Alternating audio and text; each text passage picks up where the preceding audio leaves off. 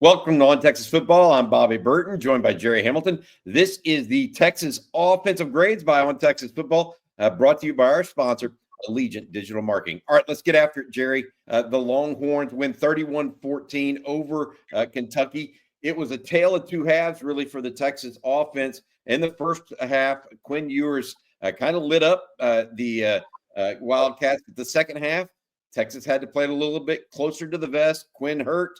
The not being able to throw the ball, but man, they had a whopper of a drive in the fourth quarter, 15 plays, 85 yards, 8 minutes off the clock, every single play a run.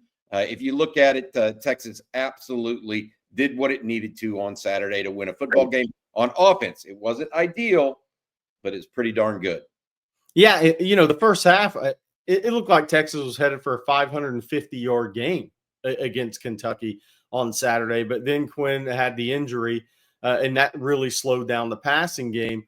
But it brought the offensive line in focus even more for me because they were doing a great job in pass protection early in the game. Quinn had clean pockets, except for the first play was really Kentucky when they had the most pressure on him. But after that, the Texas offensive line gave Quinn clean pockets, time for the routes to develop. And if Quinn has time in the intermediate game, it's going to be money throws. And that's what you saw on Saturday against Kentucky. And then the injury set in, and it was very evident in the third quarter. Quinn was pretty much immobile in the pocket, and Sark's playbook was pretty much, he was holding it in his hand saying, okay, what am I going to do here? And then the offensive line took the game over. And, it's one thing to run the football, even though Texas ran it better than Kentucky. I thought they would against Kentucky in the first half, Bobby, but that's one thing when you can run it and pass it. But in the second half, when Kyle Flood, and I'm sure Sark and Flood looked at their guys and said, y'all are going to have to go win us this football game. And that they went out against that Kentucky defense, Deion Walker. They have some good players over there. Dumas Johnson, inside backer, and ran the ball on command to win the football game. That's a really strong sign for the Texas offensive line. And you know what? If they play well next week, they may sneak out of this thing with a Joe Moore Award after all. Yeah, they may do it. Let's talk about those grades. First, we want to say thank you to one of our sponsors, been with us all year long. That's Allegiant Digital Marketing founder and CEO, Chad Markham, a UT grad and instructor of the Digital Marketing Boot Camp at UT Austin. He's helped thousands of businesses overcome challenges of finding new customers, consistent leads, and marketing services to promote your business that actually work. Take advantage right now of Allegiant Digital's Hook 'em Horn special and save up to $2,500 in advertising. Visit allegiantdigital.com/on Texas football to learn more today. Gerry, let's start at quarterback like we always do. Yeah. I only feel like the second half you can't grade Quinn.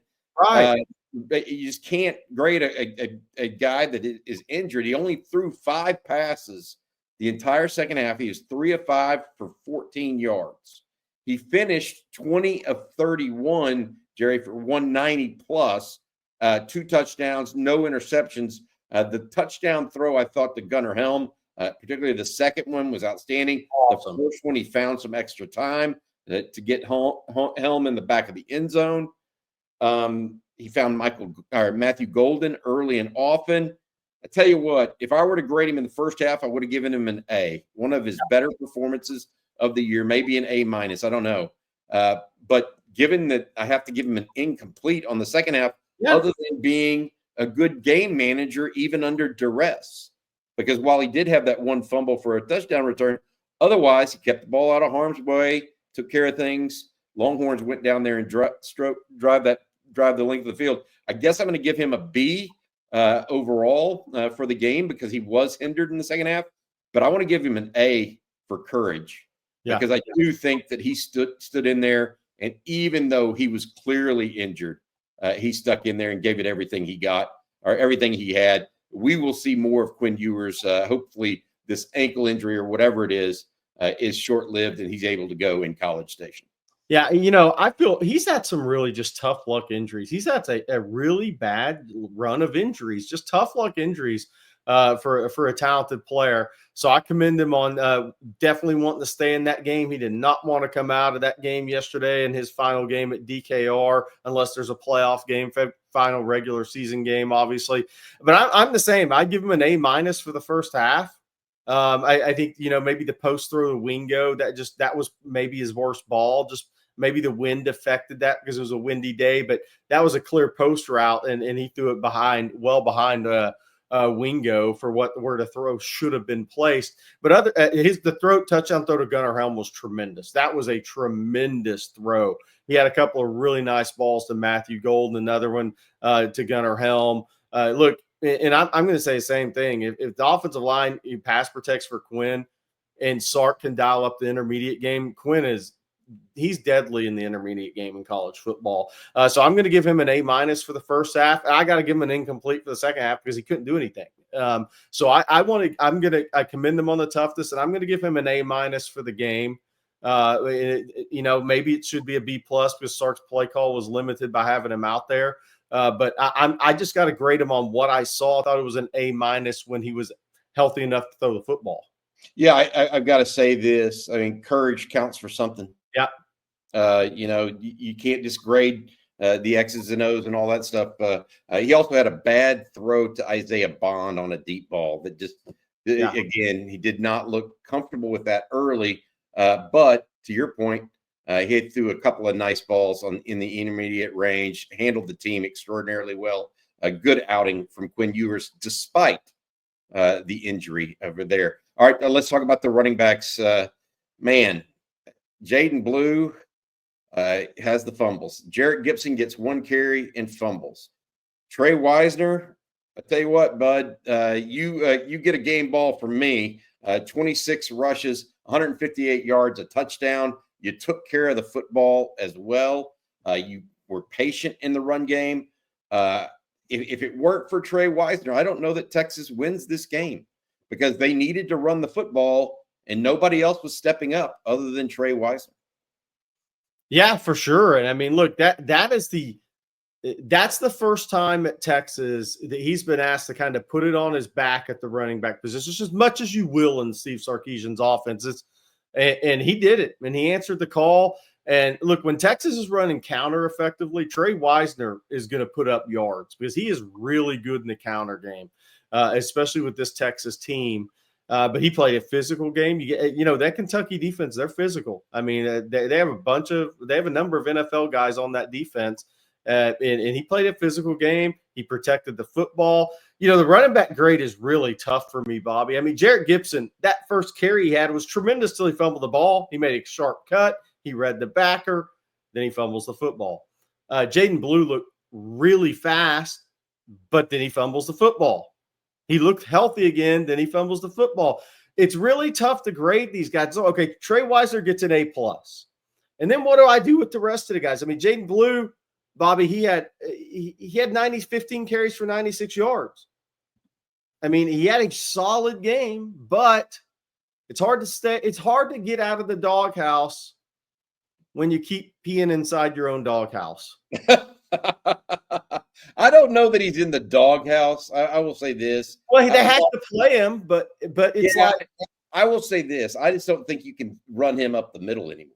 I just don't think you can ask him to do that because one arm can grab him and he's going so fast, I guess, that it just dislodges the ball almost. Yeah.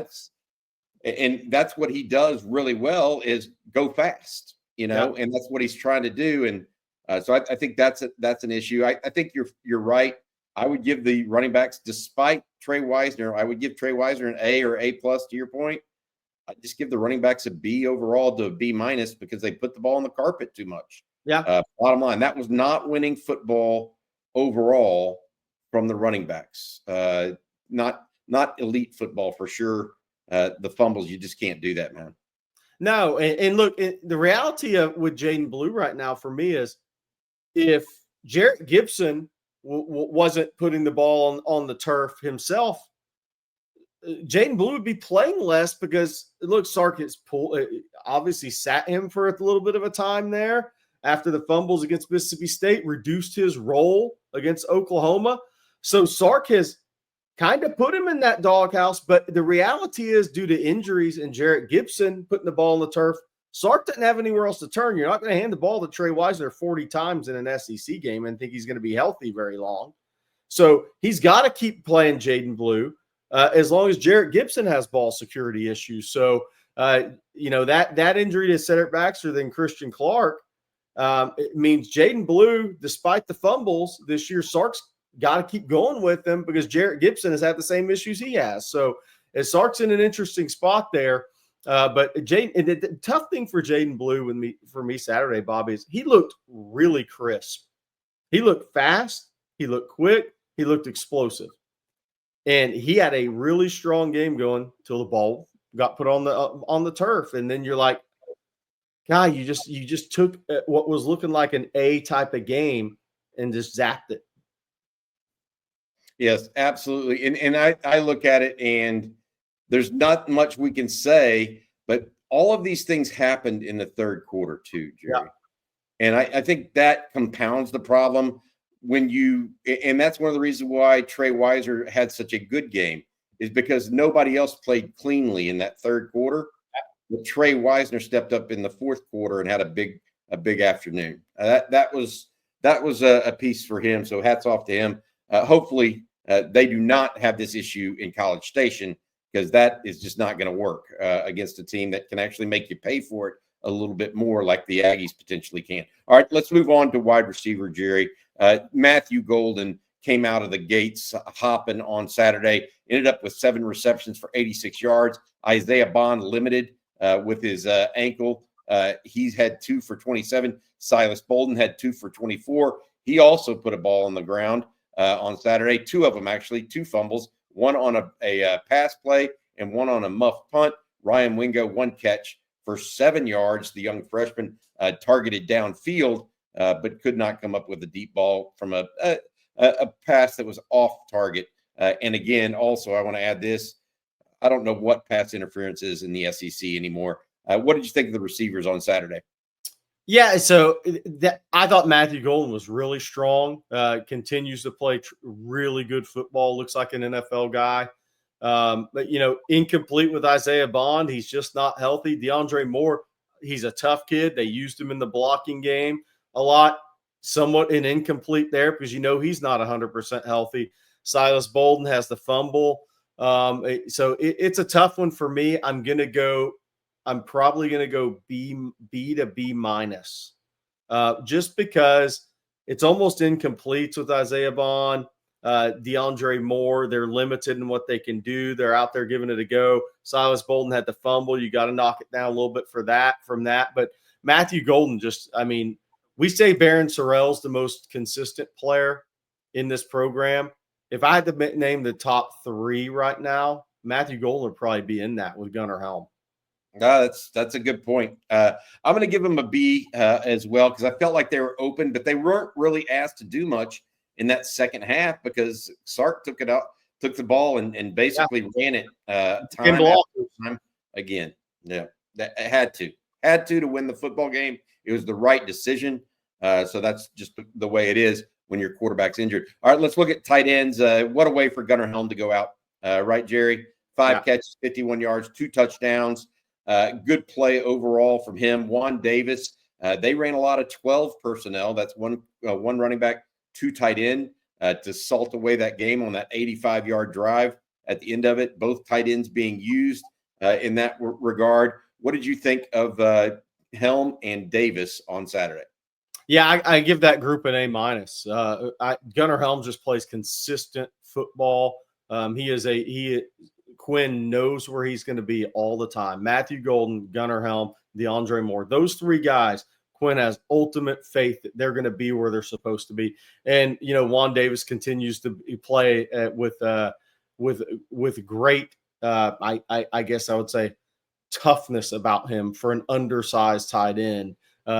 Undersized being a relative term, but he continues to play with impressive toughness and physicality to me, Bobby, because he's asked in the SEC to block bigger bodies than you would be in the Big 12. And he's answered the bell all year. And so they've had consistency from the tight end position this year, probably more so than in the year under Sark. And that's saying something.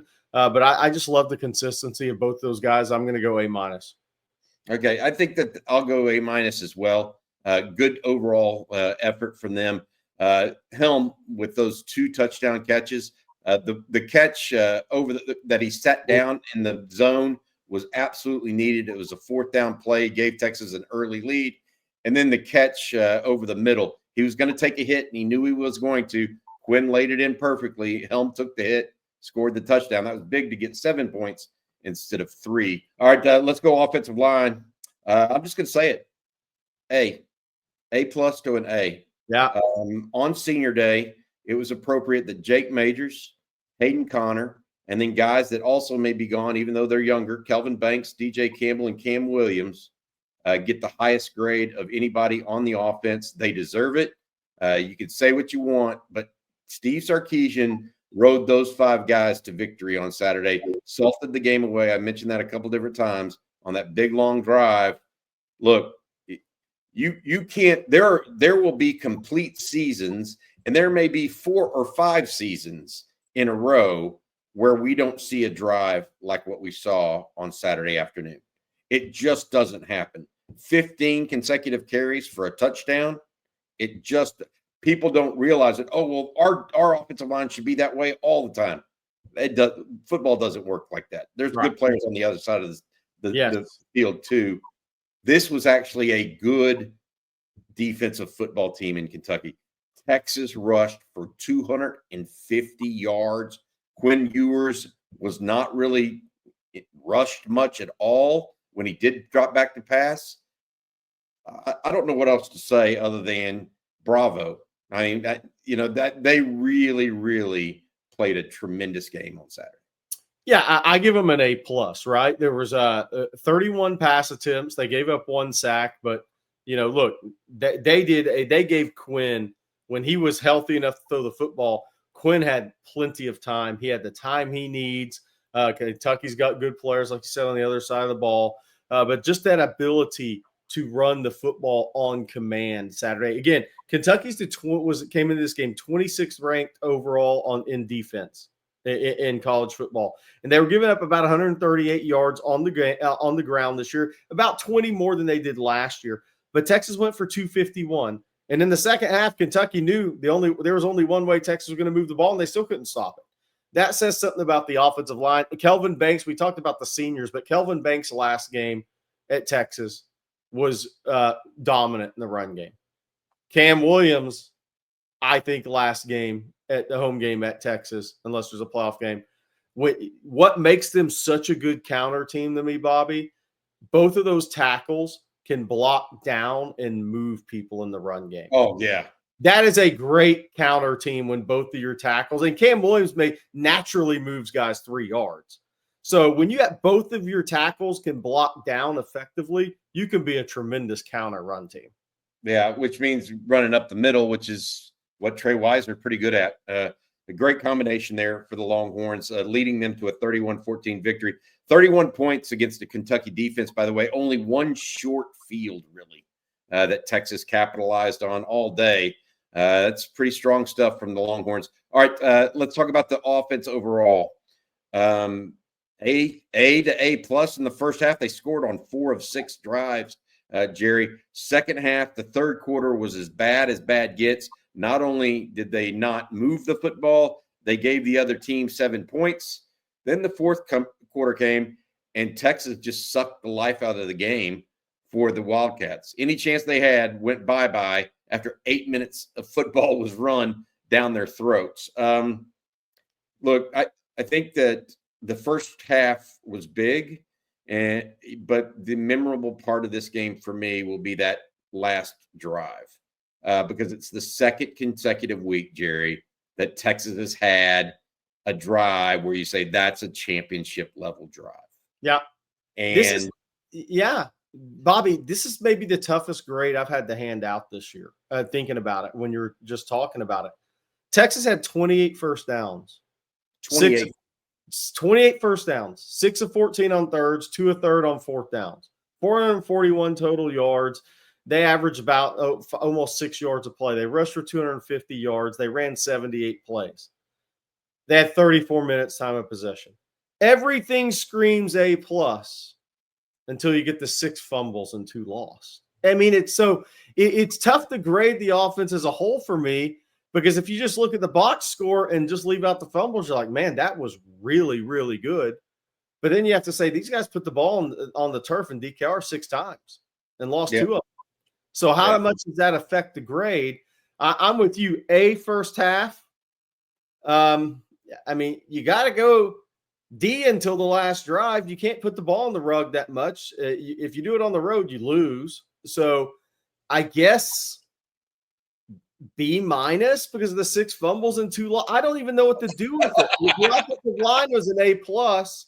The run game, the holes were there. Before Quinn got injured, the time was there to throw the football and the routes develop. You were good in the red zone, but you fumbled 6 times. So I feel like I'm talking about the Auburn offense right now. So I got to go. I want to say this. Let me say this. Let me add this to you, okay? See what you think of it. I think this was a game that Sark won just as much as some other pieces of the offense. Yeah. Because those play calls, the variety of runs, he had a number of different styles of runs that worked for Texas on that final drive. Now, did he call the best game he's ever called in the third quarter? No. Not saying he did. He would probably like some of those as do-overs, right? But when it came to the fourth quarter, he came up with some creative ways to run the football. Yeah. And you didn't see the same play over and over. First 2 plays, I think you saw the outside to the short side of the field. After that, you didn't know where the ball was going. You really, really didn't. And I tip my cap to Sark on the offense. I'm going to give them a B, Jerry, overall. Maybe a B plus, because look, Kentucky's not a bad defense. People don't score a lot of points against them, and Texas only had 1 short field all day long. So I tell you what, I'm going to go B, maybe B plus in that regard, because I do think, like I said, I think they've got a chance to have that championship level drive. Those are the types of drives that allow you to be a great football team. Yeah. I'm not saying that Texas is a great football team yet. I'm not there. I think they've got pieces of it. And for 2 consecutive weeks, we've seen somebody test their mettle a little bit with the game on the line, and they answered the bell. Really excited about that aspect of it. All right, Jerry, that's going to do it for this week's grades for the Texas offense, sponsored by our friends over at Allegiant Digital Marketing. Again, if you've been looking for a place or someone to help you with your marketing, make sure you check out allegiantdigital.com/ontexasfootball. They have a $2,500 hook 'em horns special that you can save up to $2,500 on advertising. Visit allegiantdigital.com/ontexasfootball today to learn more. All right, Jerry, any final thoughts on the Texas offense before we let you go here? No, offensive line just tremendous. Tip of the cap to the Texas offensive line on Saturday. I mean, if they have a similar performance against A&M, and they're not going to have the same performance because A&M's defensive front's better, but if they have a similar performance, then Texas has a chance to finish this regular season 11-1 because that's a really good defensive front they're about to play against in College Station. Yeah, they move around a lot. Yeah, A&M does. So that'll be interesting. But all right, that's going to do it for this edition. For Gerry Hamilton and our producer, Matt Hutchinson, I'm Bobby Burton. Hook 'em. Texas is 10-1.